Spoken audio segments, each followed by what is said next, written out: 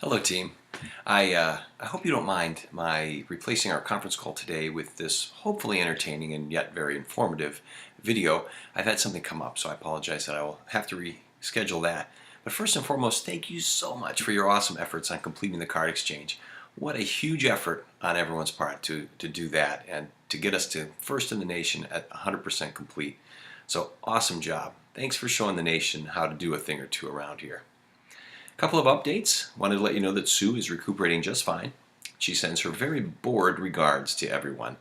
She says daytime TV sucks, but happy Thanksgiving to everyone. Hope you are all well.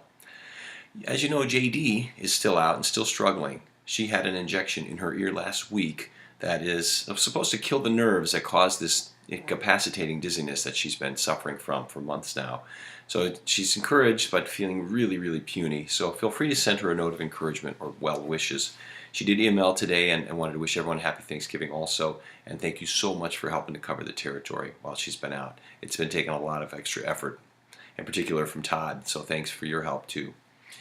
Now, on some really important business. There are several initiatives we have going on at a national level which have extremely high visibility right now.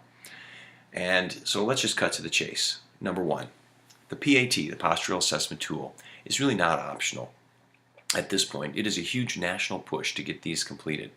And why? Well, the competition has out-messaged us for years.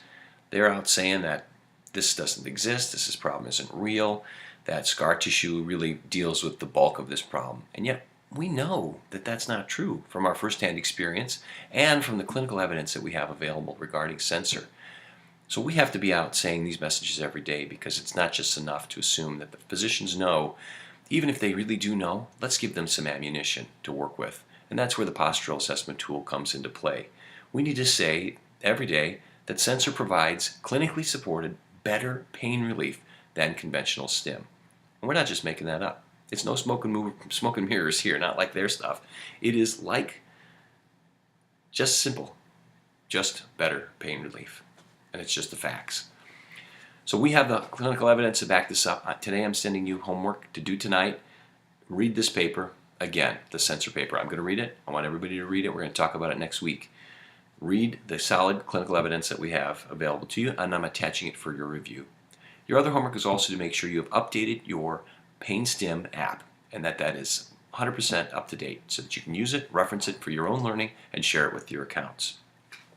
You know, though, at the end of the month, I have to report how many of these forms we've used and how many we've put into the hands of our accounts. Bet you can guess how many I've received to date. You got it. The answer is none. So anything you've done this month with regard to the patient postural assessment tool, send me the name of the patient. I can look it up on NLink. Send me a copy of the form with the name removed is fine. But let's make sure we're documenting and getting credit for the stuff that we are doing in the field. I know I just asked you to start this last week, but it's critical that if you haven't started, you start now, and it's for every patient that has a stimulator trial, and in some cases, even is appropriate to do it at the sensor activation when that data is readily available to you. So, every day. Number two, the patient replacement, potential replacement patients is another initiative that's high visibility, of course, as well. In fact, it's being tracked at a level that every time you update a file status, we get credit for that. We, all of us, you. So far to this date, we've gotten 13 done. Now, I know I've done at least 4 or 5 of those personally, so we've got quite a bit of work still to do. Every status you update counts towards this count that we're going to be updated on each month. Now, it's not just simply the act of doing it. Because what does it do? What's the purpose of doing it? Is to help avoid emergencies where pumps need to be replaced urgently, but also to make sure these patients are having follow through to the next step. If they're not getting good therapy, if they are on the edge and not sure they want a replacement, we need to be participating as fully as possible to make sure that we can talk with these patients now or in the future. So even updating and saying, I want to talk to them in 3 years when they need, are closer to their rechargeable battery being dead. That counts. It's an investment in the future growth and the momentum of the business that we're going to be reminded from NLink about how to do that and when to contact those patients. Remember that consents, though, too, are really critical. Keep getting them every day. Someday, we won't have to do this PRP list. Somebody up at Medtronic Corporate will do a very nice job of calling these patients, talking to them about their status and where they are, and that's an important step too. So if we have consents on all of these patients at every interaction that we get, eventually these lists will be automatic, which is revenue and an investment in the long-term longevity of the business. It's not just put in a device and forget about it. It is help these patients every step of the way. Number 3, MRI. Is a big game changer, right? We know it's critically important. The accounts need to be re-educated on a continual basis. We've already started having some trouble with patients, or rather with accounts, that they just forget and they don't know or they can't find the stuff. So it's a very easy stop. Even while you're waiting for a case to start, if you're walking out the door to go home for the night, just run by your MRI place at the hospital.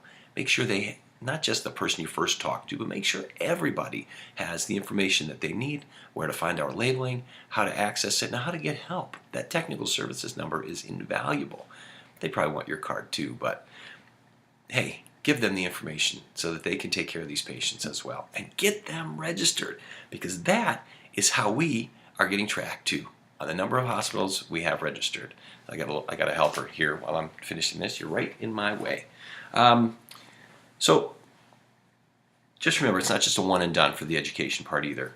Bottom line is, we aren't responsible for the numbers. Thank goodness, because I didn't sign up for that crap. But there are ways every single day that we can commit to the health of this business right now and going on into the future. We have great jobs for a great company, and we take care of patients that really do get better and really do get relief from the pain that we can provide them with our better pain relief.